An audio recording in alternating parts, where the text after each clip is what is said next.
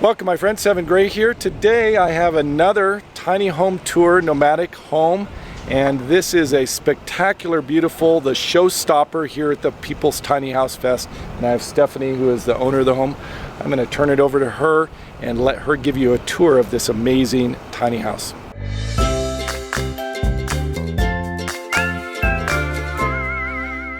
Hi, my name's Stephanie Parham. This is the San Juan Tiny Houses built by Rocky Mountain Tiny Houses. We are Rocky Mountain Tiny Houses, but this is our personal house, so we made it super cool.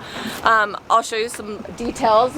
You can kind of see here that we built over our trailer, which is a 24-foot trailer, but we built onto the tongue, so it's got this weird crazy point, and it bows out, so the top of the loft is actually 29 feet. So we have lots of room in there, which we'll get into later.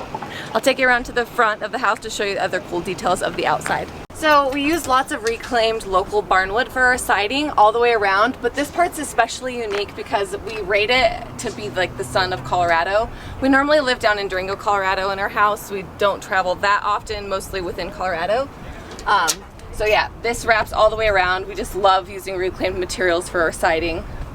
So yeah, I'll show you the doors next. These are our doors that Greg and I really, so the whole like wave of the roof and the crazy doors, we were having some margaritas and kind of drew the shape and ideas on napkins. But I really love custom doors. I love, like, if you've ever been to Europe, you travel and you see like kind of like a plain building, but they'll have gorgeous doors. I feel like they really make a home special and unique. So really wanted cool doors with cool hardware. Greg custom made these himself, so I just think they turned out really pretty. But I love how they open up nice and wide, so lots of air. And then normally we have to like bungee this, but yeah, so we'll go inside. So I literally was just taking a nap. So our bed, which is an elevator bed, is down right now. But that's one of the cooler features of this house. So we really wanted to incorporate was being able to have a main level sleeping area. Our old tiny house had a ladder and it was just a really tight loft. So this was really important to us. But yeah, it's super comfortable. Sleep next to my big hobbit window. Really easy for us to get in and out of compared to our old one. We'll just step on our ledge here. And then I'll put it up for you since I need to show you the living room.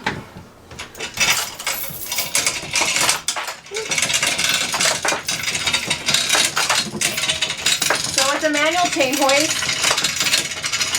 I just wanted it to be workable if we didn't have power for some reason.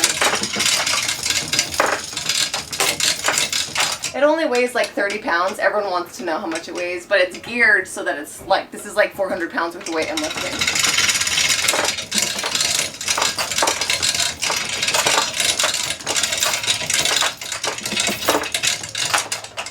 And now we have a living room. TV just goes back over here. Et voila. So as part of the San Juan arc, as some people call it, but this the San Juan tiny house, we wanted to incorporate some things that make it San Juan or the Four Corners area. So the southwest motif here under the bed, I wanted an elevator bed. I thought it was super cool, but I just didn't want to stare at a piece of plywood. So I took like a week making this. It's my little art piece. Storage under the bed, or the couch here. We have two dogs, so normally both their beds are under there. We just pull it out for them to sleep. Extra storage here. Storage behind the couch. This does not turn into an extra bed, although someone could very comfortably sleep on this. So this is sort of our dining space right here. We've got a table that slides out. It's not got anything in it. People keep like pulling it out, but it's just wax. So I can either swivel it to like have extra cooking space, and then when we eat, it really only comfortably fits two. We have three, but normally when we have like two friends over, someone's on the couch. We wanted it to fit four, but it doesn't. And the bench, we have all of our dog food storage. So that's another dual purpose thing.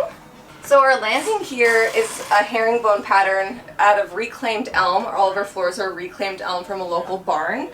And this was like, I don't know, someone would be much faster at this than we were. It took us like a full day, but I've always loved old Parisian floors in Parisian apartments or the herringbone pattern, so I wanted a piece of that in our house. And then this landing, you know, it's not necessarily comfortable for everyone, but for us, it covers our wheel well, and it's full 5 drawers of shoes. So So everyone, I feel like our old tiny house, we had a bunch of shoes that you were just staring at all the time, so it felt really cluttered. So it was really important for us to put those away somewhere. We did this is black Texas mesquite countertop, live edge. Greg, my husband, the builder, is originally from Texas, so we wanted a piece of Texas in the home. And again, back to that Southwest thing, you'll see in New Mexico and Arizona a lot, turquoise inlay and woodworking. So we did that here. Big pieces of turquoise in our countertop. Wanted a big sink. Our old house had like a bar sink. I could barely fit a plate in it, and I love to cook, so I needed a sink. So trash and recycling pull-out was another big pet peeve of mine in our old tiny house. It was like in our shower with our dirty laundry. You have to move the trash and recycling and the dirty laundry out of the shower, completely block off the kitchen while you bathed. So something else I think everyone should think of when they're building a tiny house. I did a 24-inch range. I actually would have been okay with a 20-inch, but Greg wanted a 24-inch. He never cooks, I don't know why. I just didn't fight on that one. Up here we've got all of my dishes in a cute little slant. I don't know.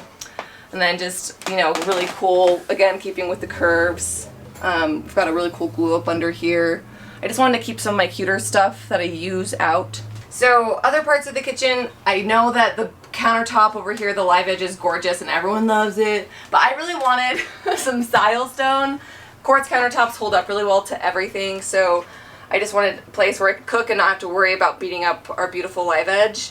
And then the next most important thing in the kitchen for us was a double pull-out pantry. That holds everything. Don't look at our junk food. We don't normally eat this way. But I took some of the food out for this trip up here. But yeah, that's been huge. Like, again, in our old tiny house, I would have like, I'd go grocery shopping and it'd just be kind of like tucked in like under the couch and on the bed, and then, you know, so I wanted somewhere to keep everything. Again, I like to cook. So this is our freezer bottom fridge. I don't understand why freezers are on top, so I don't know, it's like a weird pet peeve of mine. I just hate bending over. Tall person, you'd probably understand. So I wanted a freezer bottom fridge so that everything I'd have to bend over. Plus, if like someone's trying to get around, I'm not bent over trying to get in the fridge. It's easier for people to pass by. Here we have our dwarf wood stove by Tiny Wood Stoves. We love this thing. We originally started with the Kimberly, not bashing them. Like, for some people that's a great stove. For some reason ours was like really defective. It would smoke out the top. It wouldn't get hot fast. But this thing has been awesome. It cranks. We love it, love it, love it. I don't know. But it's full wood burning stove. You can see it's like pretty small sticks, but we have unlimited amounts of wood where we live typically, so we could bring, you know, wood from the shop down and never have a problem. But this thing heats the whole house. Everyone always asks, it's so small, can it heat the house? And yes, it can. We normally have to open windows when it's on. We also have a mini split that does heating and cooling that we keep super low so that the house doesn't freeze. But we don't like to zap that much power. When we get home, we crank this bad boy up. I can cook on it. I normally always have the kettle on here. So this section, this is our closets. This is Greg's closet and my closet. We did a bunch of dovetail work and glue ups to make it super pretty, but I just have hanging space up top. And then we've got 10 full drawers. Greg has a side and I have a side. And I still haven't filled it up because, I don't know, I don't really need that much clothes. Greg's closet is full of all of our solar equipment. We might have to ask Greg, but we've got a full solar right now this whole weekend. We've been running off of our solar. We've been running the mini split. I want to say 2,000 watts is what we pull off of our panels. We don't have very awesome batteries. We just happen to have they're not lithium, the other ones. I'm terrible at this part. I'm like, the decorations and paint colors are great. But so yeah, this is like his baby in here. We've got all the solar equipment. We've got electric, we've got our instant water heater, we've got a whole house water filter, and then our water pump and the switch to turn off our water pump because we're totally off grid. I'll show you in the bathroom where our water storage is and all of that. This is our sunray, again, the theme of sunny Colorado, barn door. We wanted to keep it so that the light would travel through. So I didn't want a solid barn door if this was closed, but still have privacy and, like, you know, if your bathroom's dirty or whatever. But yeah, anyways, I wanted light to flow through the house. So that's why we did this. And we did plexi because we didn't have to worry about it breaking. So That's pretty cool. Greg came up with that. And then into our bathroom. It's a small bathroom, but it's big for a tiny house bathroom. I will demonstrate my bathtub. It's very comfortable. It kind of like supports you. Because it's, I think 55 inches is what it was. I mean, I measured it a million times. I should remember that. But yeah, it's super, you can actually rest your head on the back of the bathtub. But we've got our telephone, so this, you know, is normally down here, but Greg just made a little hook for it so you can stand and shower. And then some like RV stuff. We found this at an RV store. It's great for that. And then back here I've got a laundry drying rack. Because sometimes I like to just like hand wash my laundry and dry it here in the house. And then a cute little, of course you have to have hooks everywhere. This has a little 3-hook for towels. And then, you know, the chevron tile, I did all of the tile work myself in here. This is where you see on the outside, I was talking about how our house kind of, we call it the bow of the ship, I guess. Gives you a lot more space than you'd normally have. I mean, technically the bathroom should end right here if we didn't build onto the tongue of the house. So we wouldn't be able to have a tub or the vanity. And so that just makes it feel a lot bigger in here, you know. Got some really cool details in here. Again, we went with a piece of local live edge from like the junk shop that's next to where we live. Cool little dragon faucet I got in England. I figured since it's just like I brush my teeth and wash my face in here, I didn't need cold and hot, so it's just cold water, but love, love, love it. And then here, which you can't really see right now, but this is our 100-gallon water tank. So it's disguised by this really pretty glue up, and you can see the water level, but it's all incognito, like no one knows it's here. But so we fill this lasts us like 10 days. We have a larger cistern where we live, or when we're traveling we just make sure it's empty when we travel. And then like when we got to the show this weekend, we just filled it with the hose. We sort of went Craftsman on this, but I used an antique mirror that I bought somewhere as the main entrance. Storage along here, I got extra towel storage. We have a Nature's Head composting toilet. Love it, it's been great, so I have no complaints about that. And then under my people, got just, so as in everyone should know, when you live in a tiny house, you need all of your plumbing inside your house.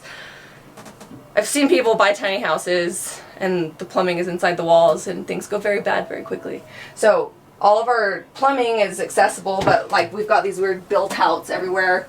That's because that's our plumbing, but we find a way to kind of hide it and make it look cool.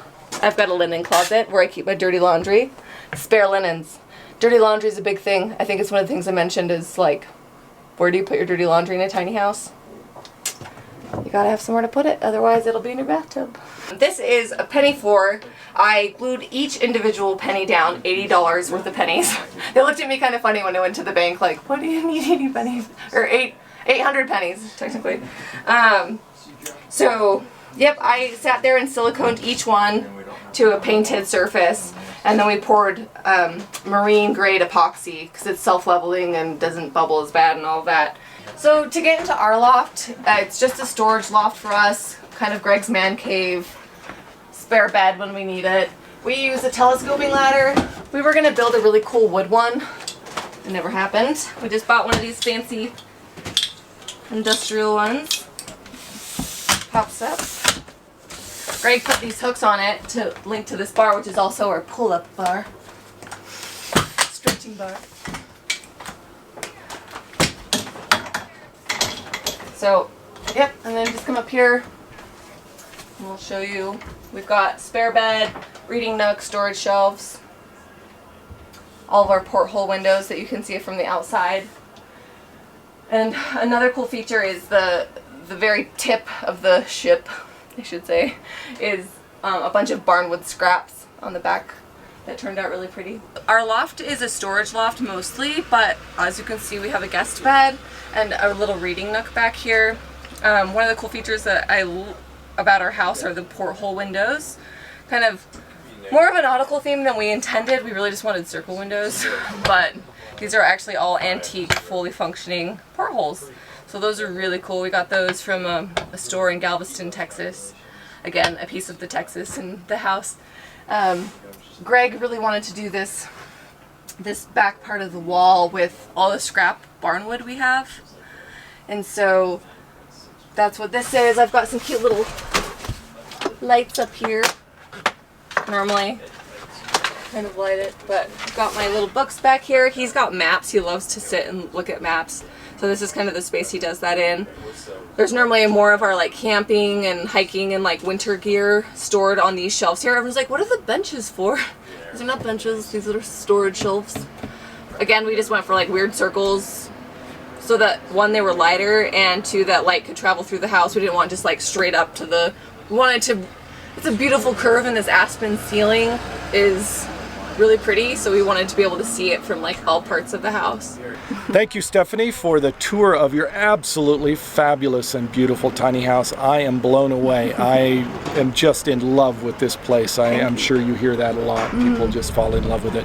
I think it's an inspiration to the entire community of tiny houses to see what can be done if somebody has a vision, has a dream, and they're creative and they're willing to put in the time and effort to create their dream in a tiny house. That's one of the great things about it.